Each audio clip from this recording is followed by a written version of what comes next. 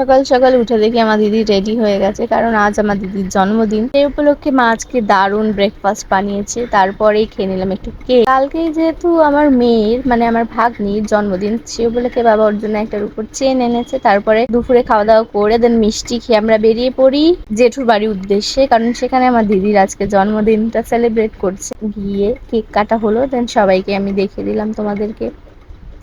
আর দিদির যেহেতু এটা লাস্ট জন্মদিন আমাদের সাথে, তাই এত বড় করে সেলিব্রেট করা হচ্ছে। তারপরে আমি একটু নিজেকে দেখে নিলাম আয়নায়, আর এটা হলো আমার মেয়ে, যার জন্মদিন। আর দেখো আমার মাথার কি অবস্থা হয়েছে। আর এটা আমার একটা বোন, দেখো কিরকম মুখটা ঢেকে দিচ্ছে, বদমাস সব এক একটা। আর এখানে ও আমাকে খাইয়ে দিচ্ছে আমার মেয়ে, দেখো। তারপর ওর সাথে একটু মজা করে আমরা বাড়ি চলে আসি। বাড়ি এসে আমি দিদির জন্য যে গিফটটা নিয়েছি সেটা ওকে দিয়ে দিই। ওর নাকি খুব পছন্দ হয়েছে গিফট। আর ইউপি থেকে মিষ্টি এসেছিল ওর জন্মদিন উপলক্ষে। তারপরে আমি ডিনারটা সেরে নিই। তো আজকের ভিডিওটা এইটুকু, দেখা হচ্ছে ডে 22 তে।